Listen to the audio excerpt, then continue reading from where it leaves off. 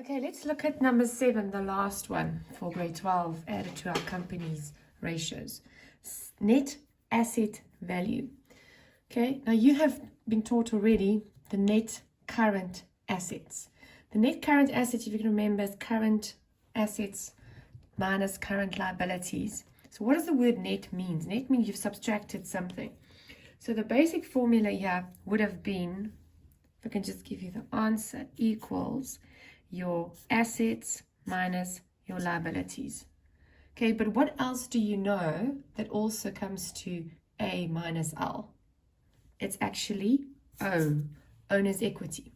But because we're busy with companies, we're going to work with shareholders' equity. So what we're going to look at is, what is this business worth? Owner's equity.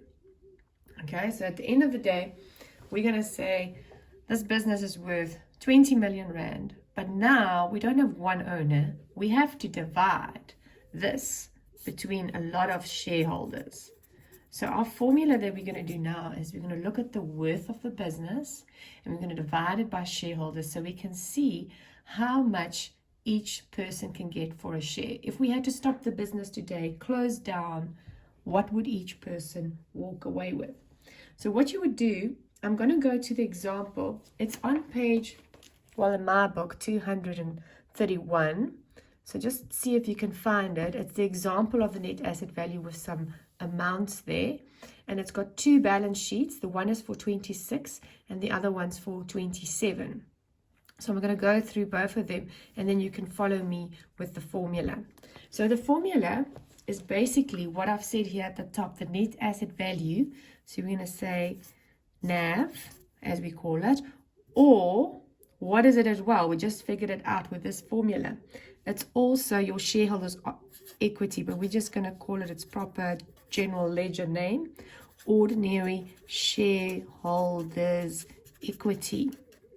That's your capital, all the money that was put into the business, plus some retained income, hopefully, that you've kept over the years. And then at the bottom, you've got all your shares, the number of your shares that you've issued. And you want the answer in cents, so you're going to times it by 100 cents. Remember, you always times it by whatever you want the answer to be in. In this instance, it will be cents. So we're going to take, let's take 26, and we're going to look at their NAV first of all. The NAV, if you look at that table, their assets came to 200,000 Rand, and their liabilities, the L, came to 50. So I'm going to minus that. And if you want to take a shortcut and you don't want to go that route, you just look at the top. What does it say for my ordinary shareholders' equity? It actually does give you answer, which you just worked out, 150, your owner's equity. So you choose which one you want to use. I'm just showing you both. Your number of shares, a lot of the time, you're going to probably have to work that out. But we know that it's 2.60 Rand each. So we've got 60,000 shares. And I'm going to divide this by. And I'm going to times it by 100 cents. And my answer is 250 cents. Now you need to comment on that. What does this mean? This means, what is the business worth?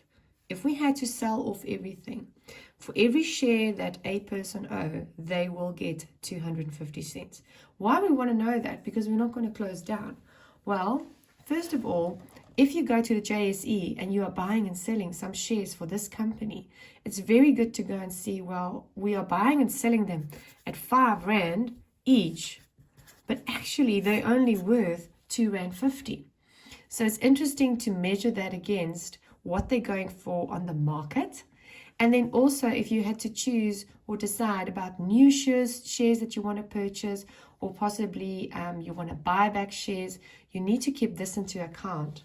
Because remember, it might bring this number down if you're going to issue more shares, or if you buy back shares, it might even bring this number up. So this number does have an impact, or does change, if you buy or sell more shares. That's another reason before you do that, they would go and look at this number.